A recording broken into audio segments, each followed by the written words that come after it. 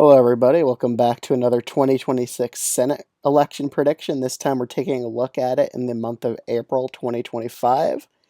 So right now, let me just set up the safe red states. And these are the ones that we really aren't going to talk about. And then we're going to set up the safe blue states, the ones we aren't really going to talk about here. Colorado, Oregon.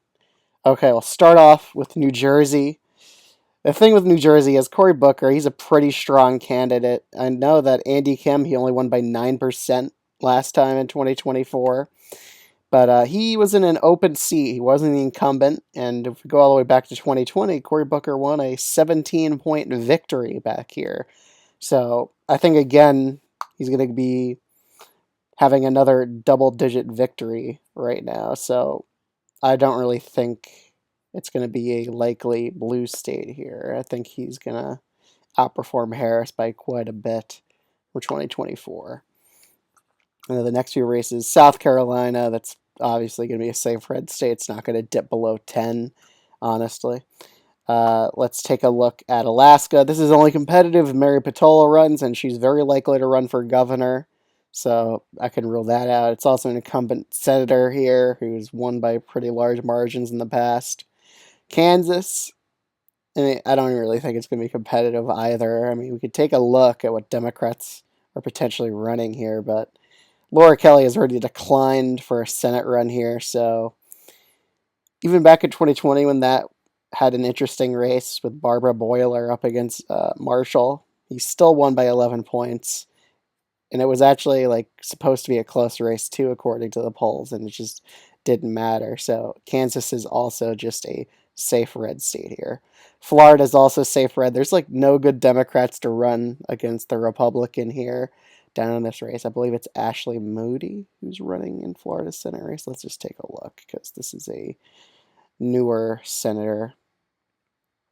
Yeah, Ashley Moody. But she's a decent candidate. She's also going to win by a safe Republican margin. It's really not going to be competitive at all. So we already filled out all the safe red states and all the safe blue states that are worth talking about. Now let's head over to Nebraska, which is going to be pretty interesting because Dan Osborne, the guy who only lost by 6 points in Nebraska in 2024, he is now declared, or he is forming an exploratory committee. That means he's pretty likely to run for the Senate race here in Nebraska. I think he'd be a pretty good candidate. Pete Ricketts, however, he's won by a pretty significant margin back in 2024, 62% of the vote. That's nothing to scoff at. But I do think Dan Osborne's strength as a candidate, especially in a more midterm environment where it's going to be a lot less redder of an electorate, he has a way better chance at doing better in an electorate that's probably more Democratic leaning. So that'll definitely help him out in this Senate race. But Pete Ricketts, he's a pretty good candidate on the Republican side. So I'm only putting Nebraska second, or Nebraska. I'm so used to saying Nebraska second, but I'm only putting Nebraska from safe Republican down to likely Republican. I think Osborne will make this race interesting. But again, Ricketts is a pretty strong candidate in his own right. Heading over down to Texas, we actually have recent Republican primary polling saying Ken Paxton is leading against John Cornyn. Now, if Paxton's the nominee, he's definitely be weaker in a general electorate, and I think it looks likely that he will probably run for this Senate seat in the Republican primary, and he would be the slight favorite in this race, according to the recent polling. We also got a poll from Fabrizio that showed Paxton over 50% in the primary here. So Colin Allred has expressed interest in running in the Senate race. Honestly, he's probably one of the better Democrats to run here. He still outperformed Harris by a lot in Texas. He outperformed her by 5 or 6 points here. So even though he lost to Ted Cruz by 8, that's enough to keep this race into the likely Republican category. And even if Paxton is the nominee, it would still be likely Republican. Paxton won by similar margin of a likely margin in the past. So heading over to New Mexico, I'm also just going to put this as a likely blue state. Republicans don't really have a good bench in New Mexico, so they really don't have a lot of good candidates to throw at the Democrats here. Minnesota as well is also likely blue. I think they're actually the guy who lost by a lot in 2024. I think he's interested in running. Royce White. Oh, he has already declared he's running. So I wonder what's going to happen here. But we also have Julia Coleman. She would probably be the strongest candidate for the Republicans to run in this race. So if she does win the primary, that would be very good for the Republicans. But typically, Republican primary voters don't really vote for the most electable candidate in primaries. So I'm putting this as a likely blue state as of right now. Moving over to Virginia, it really only gets competitive if Glenn Youngkin decides to throw his hat in the ring in this race. But right now, I'm pretty sure the incumbent senator is most likely going to be running for re-election here, Mark Warner. So I'm putting this as a likely blue Senate race, similar to Tim Kaine's margin in Virginia.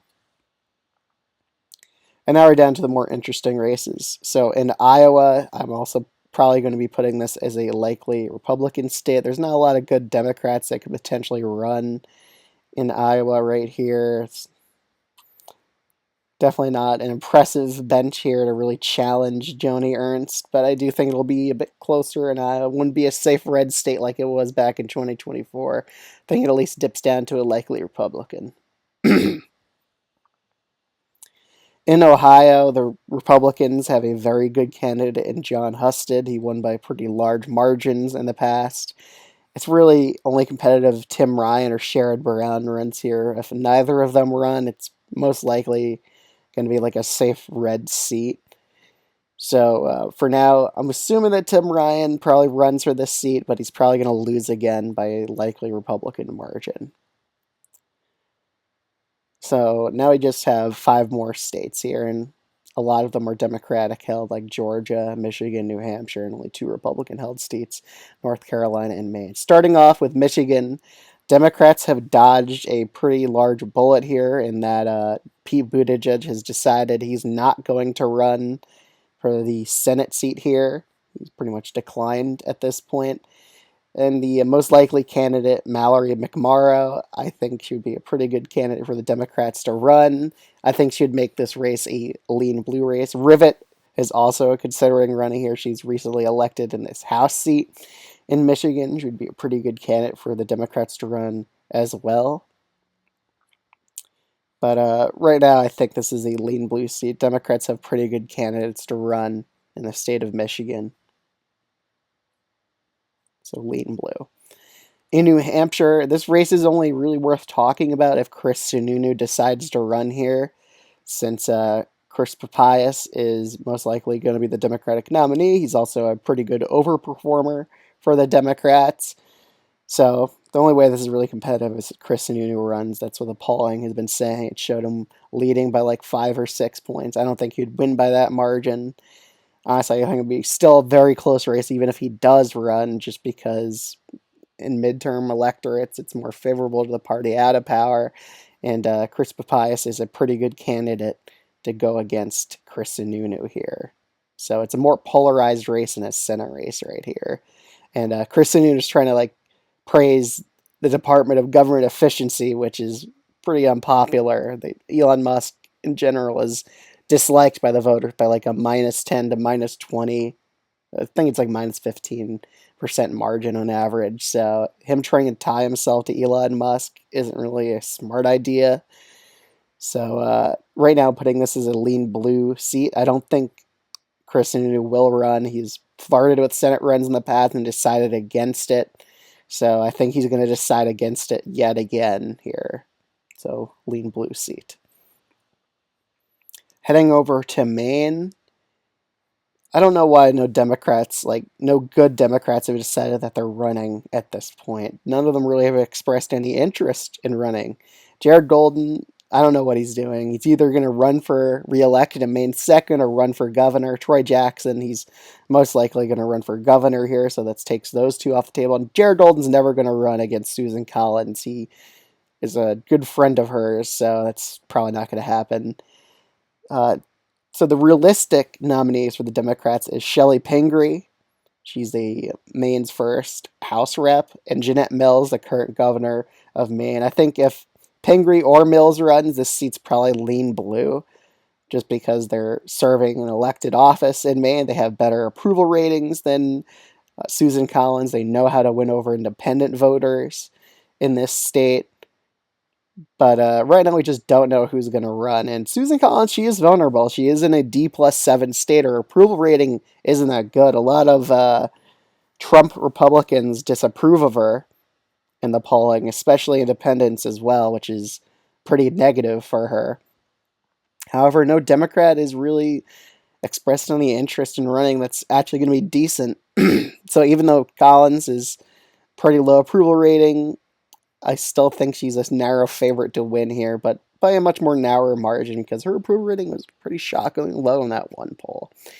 So she could be in danger here if a good Democrat decides to throw their name into the ring. But as of right now, no, none of them express any interest. So I'm putting this as a tilt Republican state. I do think Susan Collins is a bit of trouble here because she's just not appearing moderate enough in Congress. She votes with Trump like 95% of the time, and that's definitely going to hurt you in a D+7 state in a midterm. So this is a prime target for Democrats, and they really need to get someone to run against Collins. She is definitely vulnerable here.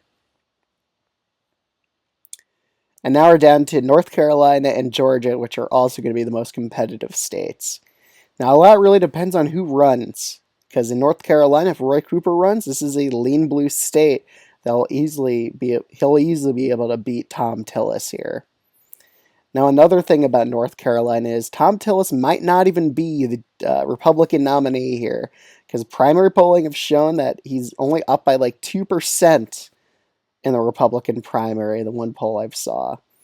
So he's definitely in danger here. He's not that well liked of a Republican by the Trump base. Democrats also, if Roy Cooper doesn't decide to run, they could run Willie Nickel here. He won in a competitive House race back in 2022. Jeff Jackson could also run, but he was just recently elected Attorney General. So Democrats have some options here to run other candidates besides Roy Cooper. But I think ultimately, I think it's still like a tilt blue race just because Thom Tillis isn't well liked by the Republican base. And I think with it being a midterm, I definitely think the Democrats have the edge here in North Carolina.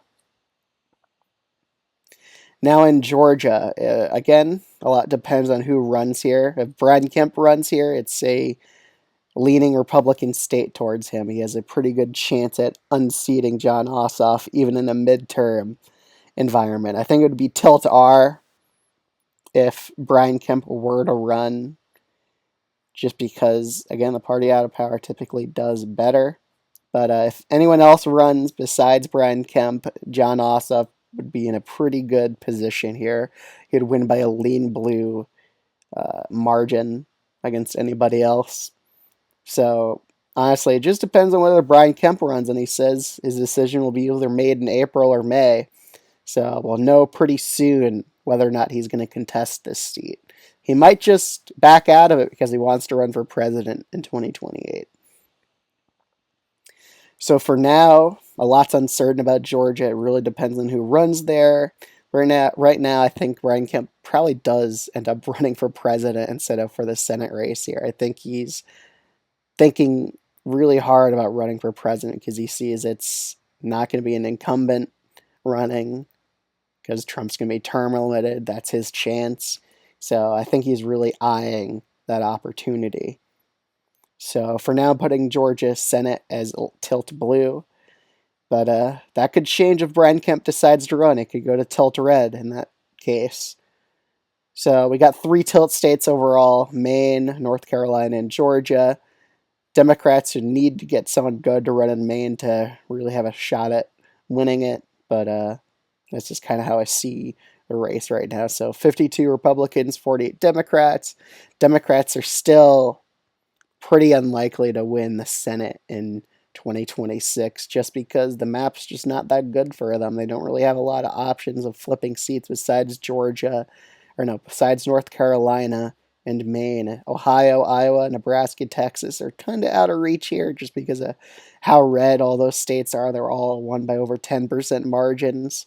But realistically, those are their targets besides North Carolina, and Maine. So Republicans remain the odds-on favorites to win the Senate in 2026 as of right now. Other than that, if you're new to this channel, you should totally subscribe. I would greatly appreciate it. And thanks so much for watching. Let me know down in the comments below any video recommendation ideas you guys got. Other than that, thanks for watching. I'll see you all in the next one. Bye.